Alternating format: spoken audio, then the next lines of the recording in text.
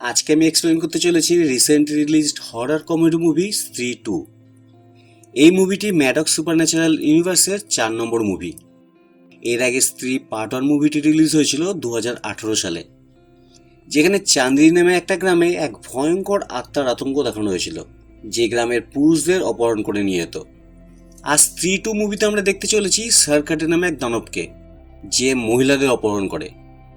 এই মুভিটির director Amar Kaushik. Overall মুভিটি একটি horror comedy full of entertainment আর অনেক টুইস্ট আছে। আর যেহেতু এক্সপ্লেনেশনে সব কিছু কভার করা যায় না, তাই আমি সাজেস্ট করব তোমরা পারলে অবশ্যই একবার সিনেমা হলে গিয়ে মুভিটি দেখে এসো। যারা নিতান্তই পারবে না তাদের জন্য রইল আমার এই এক্সপ্লেনেশন। চলো আর দেরি না করে ভিডিওটা শুরু করা যাক। আর শুরু করার আগে চ্যানেলটি সাবস্ক্রাইব করতে ভুলো না কিন্তু। কাহিনী শুরুতে আমরা সেই চান্দিনী গ্রামকে দেখতে পাই, যেখানে কিছুদিন আগে পর্যন্ত স্ত্রী নামে এক আত্মার ভয়ে সবাই কাঁপত। আগে এই গ্রামের বাড়ির দেয়ালে লেখা থাকতো ও স্ত্রী কালানা, আর এখন গ্রামবাসীরা তাদের বাড়ির দেয়ালে লিখছে ও স্ত্রী রক্ষা করনা। মানে এখন তারা স্ত্রীকে সম্মান দেয় আর তাকে তাদের রক্ষা কবচ মনে করে। এমনকি গ্রামের মাঝখানে স্ত্রীর একটা বড় মূর্তিও তারা বানিয়েছে, যেখানে স্ত্রীকে রীতিমতো পুজোও করা হয়। এতে করে স্ত্রী ফেরত চলে যায়। কিন্তু এরই মধ্যে আমরা দেখতে পাই মাটির নিচে কোনো এক ভয়ঙ্কর দানব জেগে উঠছে।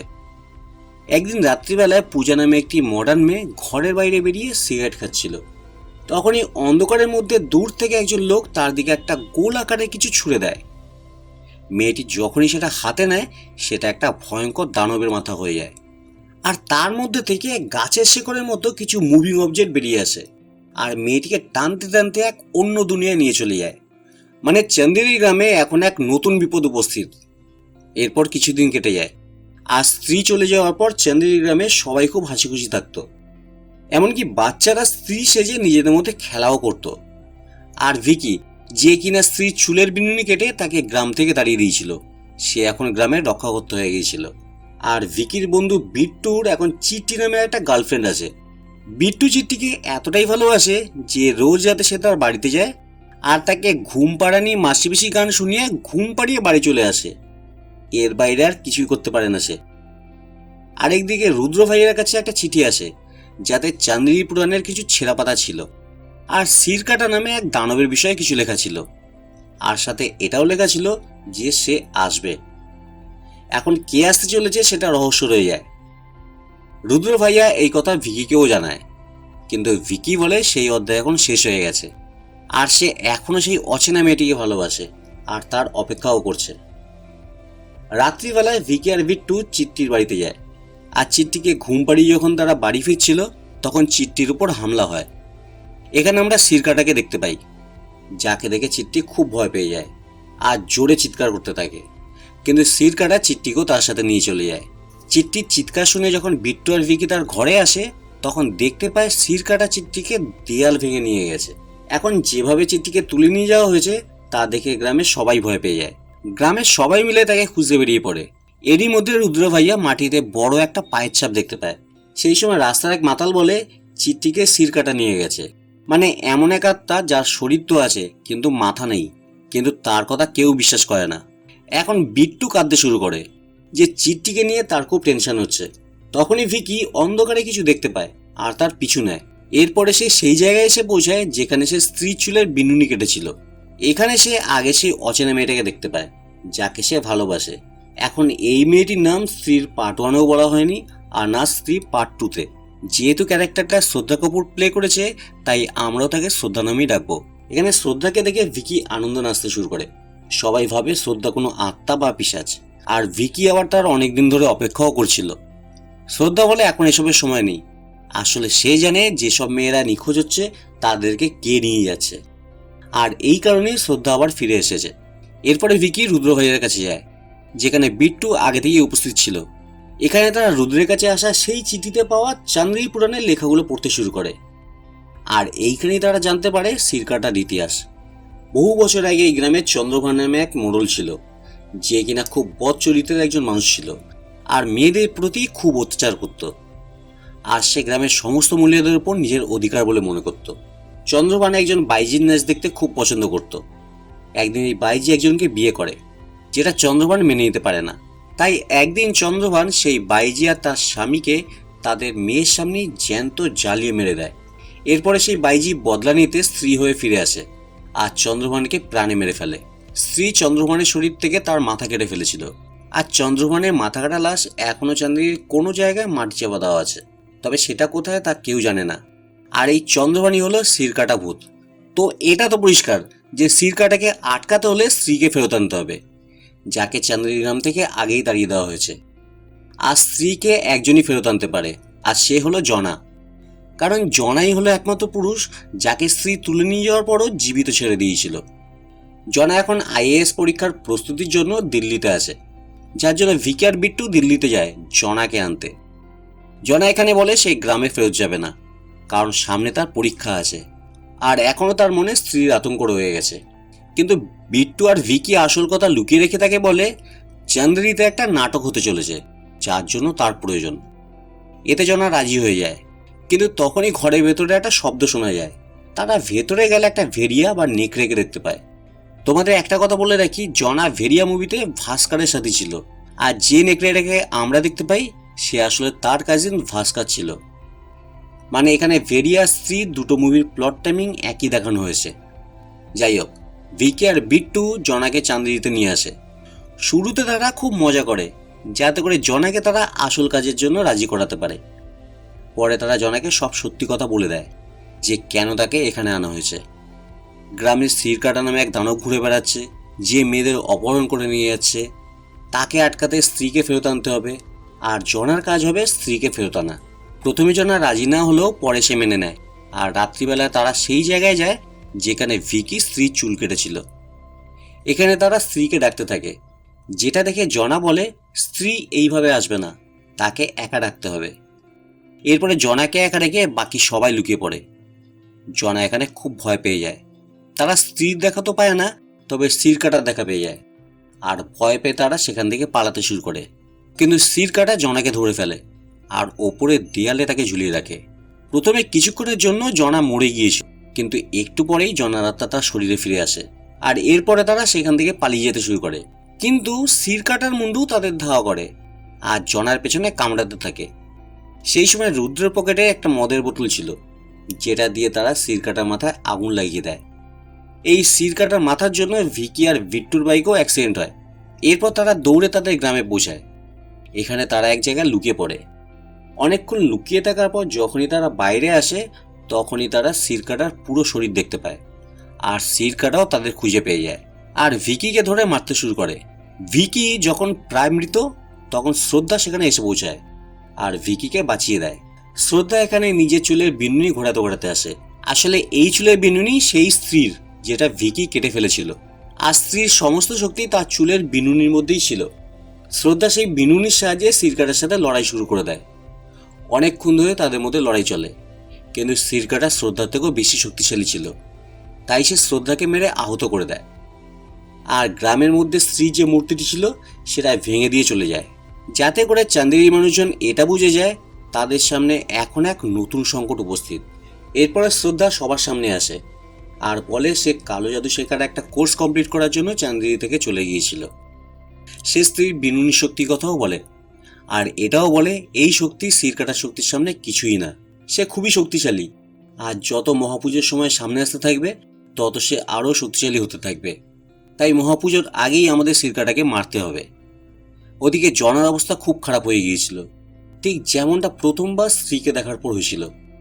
সে এখন ভিমরি খেতে শুরু করে দিয়েছে, আর তারই সাথে তার মধ্যে এক অদ্ভুত শক্তি চলে এসেছিল।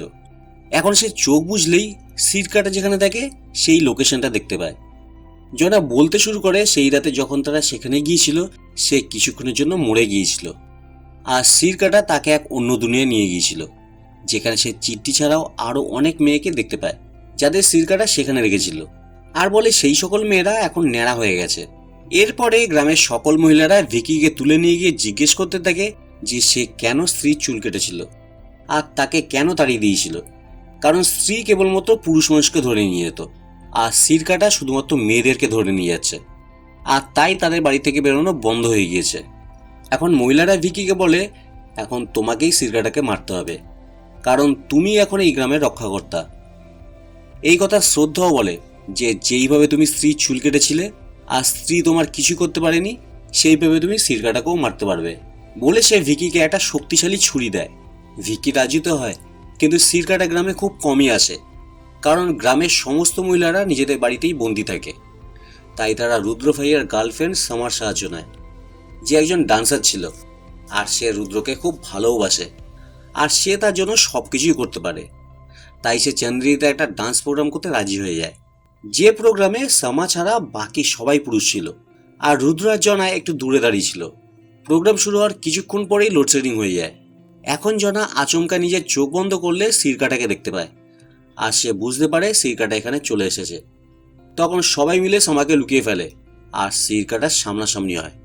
সবার সামনে থেকে ভিকি, সে ছুরি দিয়ে সিরকাটার উপর হামলা করতেই যাচ্ছিল, তখনই সিরকাটা নিজের জাদুশক্তি বলে সবাইকে কিছুক্ষণের জন্য অন্ধ করে দেয়। সবাইকে অন্ধ করে দিয়ে সিরকাটা সামাকে নৃশংসভাবে নিজের সাথে নিয়ে চলে যায়। যেহেতু সবাই অন্ধ হয়ে গিয়েছিল, তাই কেউ কিছুই করতে পারে না। কিছুক্ষণ পরে সবাই আবার নিজেদের দৃষ্টিশক্তি ফিরে পায়, কিন্তু এখন তারা সিরকাটার বশে চলে আসে, শুধু ভিকিকে বাদ দিয়ে। আর জনা ও রুদ্রকেও সে বশ করতে পারেনি, কারণ তারা অনেক দূরে দাঁড়িয়েছিল। এখন পরের দিন যারা সিরকাটার বসে আছে তারা সকলে মিলে মেয়েদের স্কুল বন্ধ করে দেয়।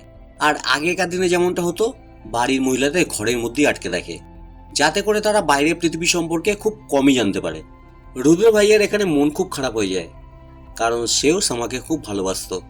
এখন রুদ্র ভাইয়া সেই জায়গাটা সম্পর্কে জানতে পারে যেখান থেকে তার কাছে সেই চিঠিটা এসেছিল। এই জায়গাটি ছিল ভোপালের একটি পাগলদের হাসপাতাল। তারা সঙ্গে সঙ্গে সেখানে পৌঁছে যায়। এখানে আমরা সিরকাটার বংশের এক বয়স্ক লোককে দেখতে পাই, যে কিনা পাগলাগারদে ভর্তি আছে। এই মুহূর্তে সে নিজেকে মুঘল সম্রাট শাহজাহান মনে করতে শুরু করে। তখন ভিকি জনাকে মুমতাজ সাজিয়ে তার কাছ থেকে কথা বার করার চেষ্টা করে। বয়স্ক লোকটা বলে সিরকাটা তার বংশের লোক, আর এটাও বলে সিরকাটাকে শুধুমাত্র তার নিজের বাড়িতেই মারা সম্ভব, কিন্তু সেখানে সেই পৌঁছাতে পারবে যে হবে না পুরুষ না মহিলা, না মানুষ না পশু, মানে হতে হবে আধা আধি। আর এই কথাটা শুনে জনা প্ল্যান বি ভেবে রেখেছিল, কারণ সেই সময় তার কথা কেউই শুনতে চাইছিল না। এখন সবাই মিলে সেই নির্ঝুম জায়গায় গিয়ে পৌঁছায়, যেখানে সিরকাটার দুনিয়ায় যাওয়ার রাস্তা ছিল। কিন্তু যেহেতু যাকেই যেতে হবে তাকে আধা আধি হতে হবে, তাই শ্রদ্ধা নিজের জাদুশক্তি ব্যবহার করে ভিকি শরীরে ঢুকে এক হয়ে যায়। এখন তারা অর্ধেক পুরুষ আর অর্ধেক নারী। এরপরে তারা সিরকাটার দুনিয়ায় যাওয়ার সেই পোর্টাল খুলে সেখানে চলে যায়, যেখানে সিরকাটা বাকি মহিলাদের বন্দি করে রেখেছিল। এই জায়গাটি খুব ভয়ানক ছিল, যেখানে পাহাড় পর্বত সব উল্টো ছিল, আর চারিদিকে বইছিল লাভার স্রোত। এই জায়গাটি জনা দেখতে পেত, আর এখনো সে চোখ বুজে সবকিছু দেখতে পাচ্ছিল। শ্রদ্ধা ভিকিকে বলে, তুমি সব মহিলাদের ছাড়িয়ে নিয়ে এসো। সিরকাটা আসলে তার উপর আগে হামলা করবে, কারণ সিরকাটা অন্য কারো নয়, শুধুমাত্র শ্রদ্ধার বলি চায়। কেননা সিরকাটা মনে করে স্ত্রী সেই। ভিকি একদিকে যখন মহিলাদের বাঁচাতে যায়, তখন সিরকাটা সেখানে এসে পৌঁছায়, আর সে শ্রদ্ধার সাথে লড়াই করতে শুরু করে দেয়। এখানে শ্রদ্ধা নিজের চুলের শক্তি সাহায্যে তার সাথে লড়াই করতে থাকে, কিন্তু সিরকাটা খুব শক্তিশালী ছিল, যার ফলে শ্রদ্ধা তাকে আটকাতে পারছিল না। এরপরে সিরকাটা শ্রদ্ধার প্রাণ শক্তি বার করে নিতে থাকে, আর তার সাথে এখানে বাকি মহিলাদেরও প্রাণ বেরিয়ে যাচ্ছিল। মানে শ্রদ্ধার সাথে বাকি মহিলারাও কোথাও না কোথাও কানেক্টেড। এদিকে ভিকি নিজের চোখের সামনে এসব দেখতে পাচ্ছিল, তাই সে দৌড়ে শ্রদ্ধার কাছে আসতে শুরু করে, আর তার হাতে ছুরি দিয়ে সিরকাটার মাথা দুটুকরো করে ফেলে। সে ভেবেছিল হয়তো সিরকাটা মারা গেছে, কিন্তু সিরকাটার মাথা যত টুকরো করা হয় সেও ততগুলো রূপ নিয়ে নেয়। এখন সিরকাটা অনেকগুলো হয়ে গিয়েছিল, আর সে ভিকি ও শ্রদ্ধাকেও খুব মারতে থাকে। যখন সিরকাটা শ্রদ্ধাকে প্রায় মেরে ফেলেছিল, তখন এন্ট্রি হয় ভেরিয়ার মানে ভাস্কারের। আর এটাই ছিল জনার প্ল্যান বি। ভেরিয়া এখানে এসে সিরকাটাকে খুব মারতে শুরু করে। সব মাথাগুলো সে খেয়ে ফেলছিল, কিন্তু যতগুলো মাথা সে খেয়ে নিচ্ছিল, ঠিক ততগুলো মাথা আবার তৈরি হয়ে যাচ্ছিল। এখন সিরকাটা চন্দ্রভানের রূপে তার পুরো শরীর নিয়ে হাজির হয়, আর সে ভেরিয়াকে খুব মারাত্মকভাবে মেরে আহত করে ফেলে। চন্দ্রভান শ্রদ্ধার মাথার চুল কেটে ফেলে, যাতে করে শ্রদ্ধা দুর্বল হয়ে পড়ে, আর তখনই সে মা বলে খুব চিৎকার করে ডাকতে থাকে। আর এরপরই এখানে এন্ট্রি হয় স্ত্রীর, যে এখানে আসা মাত্রই চন্দ্রভানের সাথে লড়াই করতে শুরু করে দেয়। স্ত্রী খুব শক্তিশালী ছিল, কিন্তু চন্দ্রভানকে কেবল একটিমাত্র তলোয়ার দিয়েই মারা সম্ভব, যে তলোয়ার সেখানে একটি পাথরের মধ্যে স্ত্রী গেঁথে দিয়েছিল, আর সেই তলোয়ার একমাত্র ভিকি বার করতে পারে। অনেকক্ষণ ধরে স্ত্রী আর চন্দ্রভানের মধ্যে লড়াই চলে, আর ইতিমধ্যে ভিকি সেই তলোয়ারটাও বার করে ফেলে আর সেটা স্ত্রী হাতে দিয়ে দেয়। স্ত্রী এখানে সিরকাটার মাথা দুভাগ করে লাভার মধ্যে ফেলে দেয়, অর্থাৎ সিরকাটা এখন পুরোপুরিভাবে মারা গেছে। শেষে স্ত্রী সেখান থেকে চলে যায় আর তারা বাকি মহিলাদের উদ্ধার করে গ্রামে ফিরে আসে। যখন শ্রদ্ধা আবার ফিরে যেতে থাকে তখন ভিকি শ্রদ্ধাকে প্রপোজ করে বসে। আর এখানেই আমরা শ্রদ্ধার আসল পরিচয় জানতে পারি। শ্রদ্ধা বলে, তোমার আর আমার দুনিয়া এক নয়। যেমনটা লোক আমায় নিয়ে বলতো আমি একজন পিশাচ, একজন আত্মা, তারা ঠিকই বলে, কারণ আমি একটা আত্মা। আর স্ত্রী ছিল আমার মা, আর আমার মাকে মুক্তি দিতেই আমি এখানে এসেছিলাম। আমার মা যতক্ষণ না চন্দ্রমানকে মেরে ফেলতো ততক্ষণ সে মুক্তি পেত না, যার জন্য আমি ফেরত এসেছিলাম। আর আমার মাও এখন মুক্তি পেয়ে গেছে। আর যেহেতু এখন আমার কাজ শেষ হয়ে গেছে তাই আমাকেও ফিরে যেতে হবে। যা শুনে ভিকির মন খুব খারাপ হয়ে যায়। অদৃশ্য হওয়ার আগে শ্রদ্ধা ভিকিকে একটা ফুল দেয়, যা ভিকির শরীরের সাথে মিশে যায়, আর যেটার ফলে এখন ভিকির মধ্যেও কিছু দৈবিক শক্তি চলে এসেছিল। মুভি শেষে আমরা দেখতে পাই চন্দ্রভান তো মরে গেছে, কিন্তু তার সমস্ত শক্তি এখন তার বংশধরের কাছে চলে এসেছে। মানে সেই বৃদ্ধ লোকটার কাছে, যে এখন পাগলা গারদে। মানে এটাও স্পষ্ট হয়ে যায় যে এর পরের পার্টে সেই হবে মেন ভিলেন। আর মুভিটি এখানেই শেষ হয়ে যায়। তো তোমাদের ভিডিওটি ভালো লাগলে কমেন্ট করো, লাইক করো, আর প্লিজ চ্যানেলটিকে সাবস্ক্রাইব করে দিও। তোমরা সাবস্ক্রাইব করলে আমার খুব ভালো লাগবে। দেখা হবে আবার পরের ভিডিওতে। টাটা।